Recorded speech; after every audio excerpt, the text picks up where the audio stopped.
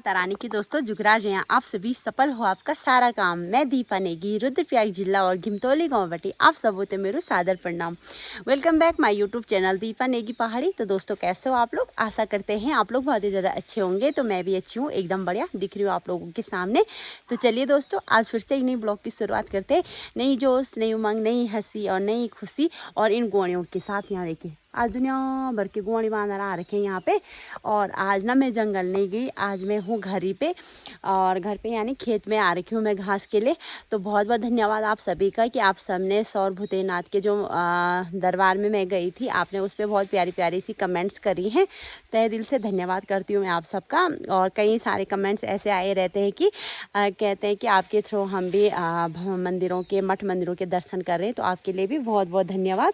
तो आज ना मैं यहाँ पे घास के लिए आ रखी हूँ और यहाँ पे बहुत सारे गोणी भी आ रखे हैं आज, क्योंकि जंगल जाने का विचार था। जब हल्की फुल्की बारिश वगैरह आती है तो जंगल में ही सही रहता है।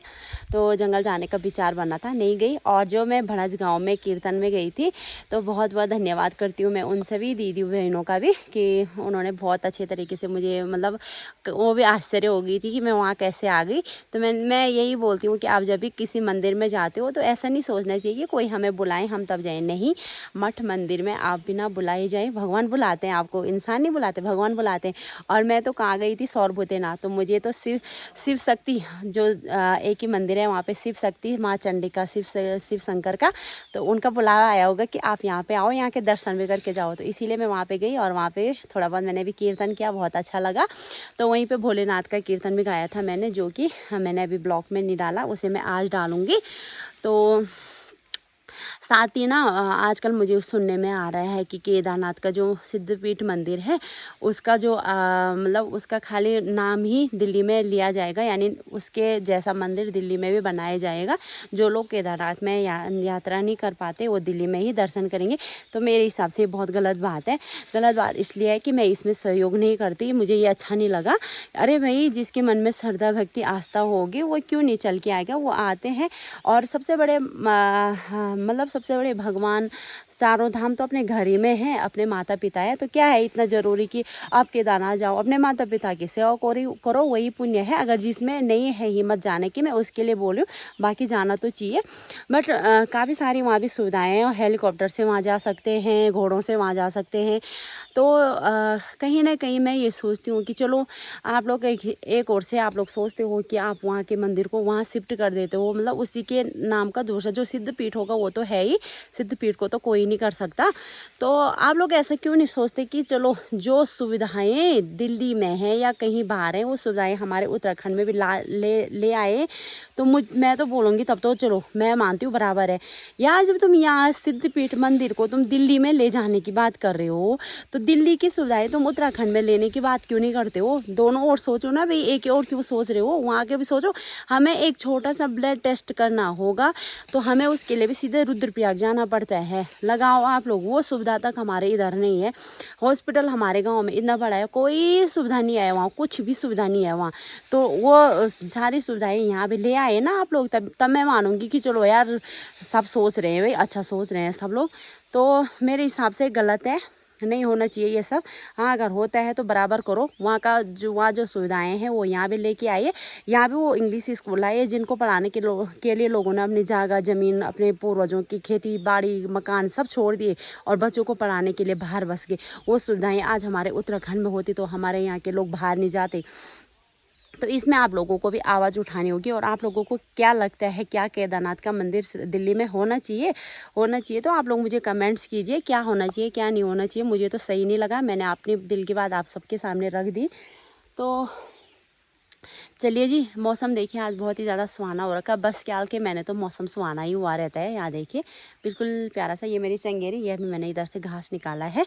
तो इस वाले खेत में ना हमारे बिल्कुल भी सोयाबीन वगैरह कोई नहीं जमा, क्योंकि ये खेत ना यहाँ से ऐसे बह के आ गया था, ऐसे में हो रखा तिरछा। तो इसका जो भी क्या बोलते हैं मेला, वो सारा है ना यहाँ पे आके जमा होता है। तो यहाँ पे घास लंबी हो रखी है, बाकी सोयाबीन बहुत कम है इस पे हो रखे।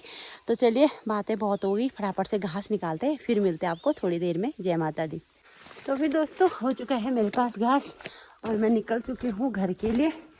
तो अभी देखें अभी सार में किसी ने सुंदर मकान बना रखा। देखिए भी सारी मैं बना रखा, कितना अच्छा लग रहा। तो अभी हल्की फुल्की बारिश लग रही है, तो शाम को तो घास के लिए नहीं आ पाऊँगी, साथ ही दुकान में भी जाना है, दुकान का काम भी करना ही है। तो चलिए जी, बने रहिए साथ में, मिलते हैं आपको सीधे घर पे। आजकल जो खा रही दुनिया भर की छी, खेतों में मन इसीलिए नहीं कर रहा आने का, क्योंकि खेतों में जू खा रही। 2-4 दिन जंगल गए तो जंगल में खूब आनंद है। जंगल में गाना गाया था, उसको भी डालती हूँ मैं इसके बीच में, आप लोग सुनना। गाना में सियाने पे लगे हम आजकल। ये बंदरों ने ना दिमाग खराब कर दी। यहाँ देखो, ये बंदर भी ले जाओ ना दिल्ली, तब मानती हूँ मैं। ये गुआड़ी बांदर भी ले जाओ, सूअर भी ले जाओ, सब ले जाओ यहाँ से, तब पता चलता है कि देवभूमि उत्तराखंड में क्या क्या रहता है।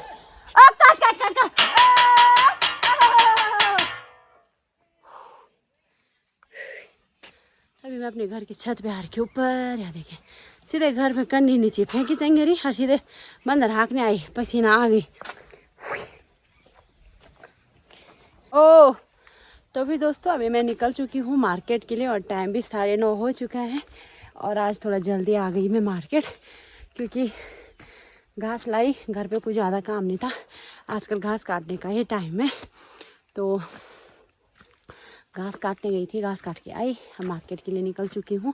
और एक तो इन बंदरों ने ना परेशान कर दिया है हमें। सासू जी चिल्ला रही नीचे से, ये रहा हमारा घर यहाँ पे, और तो सासू जी चिल्ला रही हैं कि वहाँ से पत्थर फेंक बोल बंदरों पे। तो चलिए मिलते हैं आपको सीधे मार्केट में। और ये नागनाथ पोखरी वाली रोड से, घिसी पिटी रोड से, जिसको आजकल हम लोग डेली घिस रहे हैं। तो आज फिर से हम जा रहे हैं जंगल।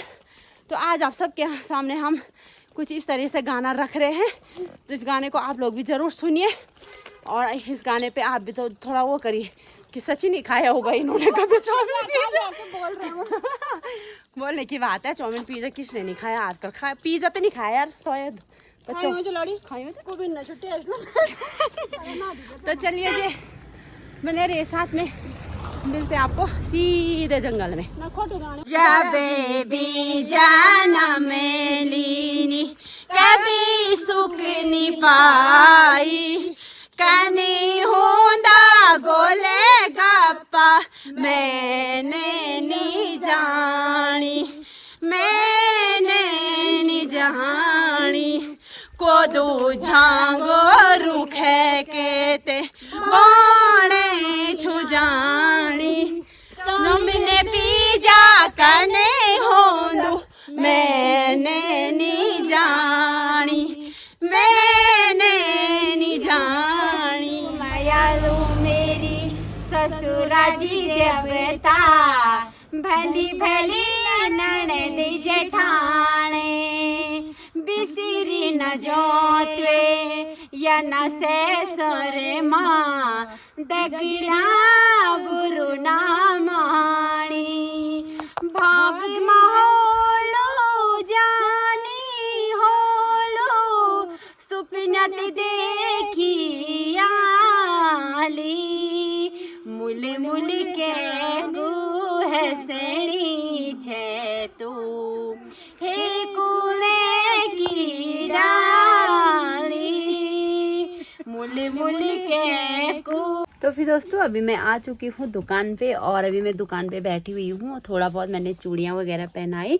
तो पता है आपको, मैं चूड़ियाँ बहुत छोटी छोटी चूड़ियाँ पहनाती हूँ, और साथ में मैंने यहाँ पे अभी अभी एक दीदी के कान भी छेड़े हैं, क्योंकि मैंने परसों ना अपने कान छेड़े थे। ये देखिए ऊपर वाले कान, क्योंकि मैं अभी जी को तो बिल्कुल पसंद ही नहीं है कि ऊपर के कान छेड़े, लेकिन मैंने ज़बरदस्ती छेड़ लिए।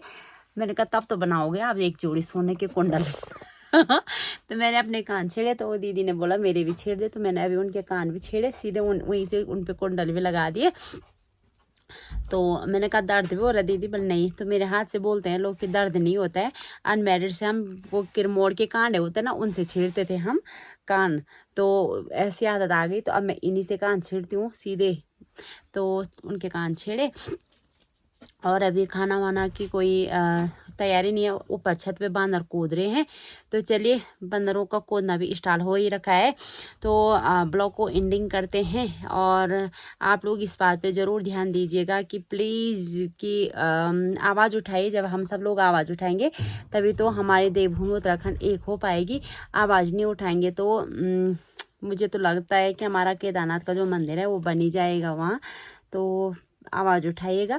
हाँ, और एक बात और बताना चाहती हूँ मैं आप सभी को कि कई सारे लोग ऐसे कमेंट तो खैर किसी ने नहीं करी अभी, लेकिन कई सारे लोगों के मुंह से मैंने सुना है कि आप कुछ लोग बल्कि केदारनाथ का मंदिर दिल्ली में इसलिए भी नहीं बनने देने जा रहे हैं क्योंकि उनका काम धंधा कम हो जाएगा, वहाँ यात्री नहीं आएंगे।